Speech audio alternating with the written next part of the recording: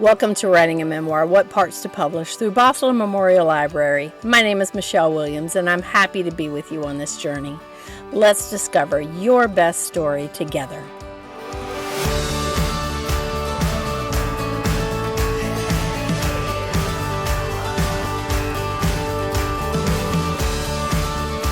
In the last session, you answered why to the main point of your memoir, and then you answered why again and again.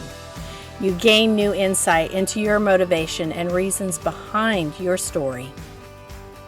In this session, you will assess the main topic and decide what needs to be added to make your memoir well-rounded and robust.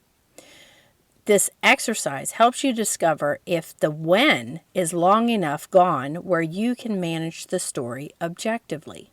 Assessing your story and where you are in your life. Our lives are made up of stories. Stories resonate with people and readers. We can take different portions of our life and turn it into a story to give depth and insight into our larger life story. Here's an example. A girl, age 12, suffers a devastating loss when her mother commits suicide. The tragic event affects her for years to come. She decides to write a memoir about her experience and how she overcame such a tragedy. She assessed where she was, where she is now, and how she went from point A to point B, from the tragedy and struggles to healing and understanding. Her name is J.J. Landis, and her book is Some Things You Keep, Letting Go, Holding On, and Growing Up. JJ's main topic is healing from a tragedy. Each chapter is a short story in chronological order showing her fear, pain, misery, and grief. Every emotion she went through after her mother's death is a separate chapter. Each chapter is a snapshot of moments in her to show the reader what she went through.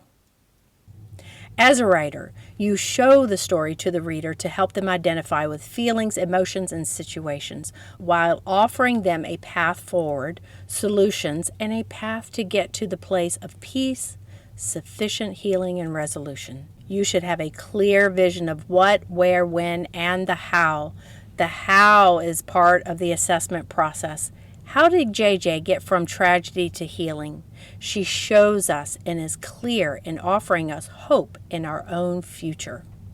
She wrote this story well after the events had passed. Assessing your story, your healing, and resolution, how your memoir will end. What ties up the loose ends and gives the reader a clear vision of how you got to be where you are. Even if the ending is, I'm not there yet, but boy, look how far I've come. Assessment is a crucial step in ensuring your story is the most complete and the finest version of your memoir. Your writing exercise in this lesson is to assess where you are by creating an outline of your story. It can be chronological, sequential, or other logical method to show where you were, where you are now, and how you got there. You can use emotions experienced or episodes of growth in your life or alternate dramatic or hilarious events pointing to the main topic. Write down 20 to 25 different story topics. After finishing your outline, assess each one to make sure it points an arrow back to your main idea. You want each one to support your motivation of why you are writing your memoir. Then, under each bullet point, elaborate and write a short paragraph, giving a description of who, what, where, when, and how. This is your blueprint to follow. Remember, your memoir is fluid and will continue to develop as you write it. Continue to use these steps to fine-tune your memoir. I hope this session shows you an assessment of your memoir and sets the template for the most complete and robust version of your story.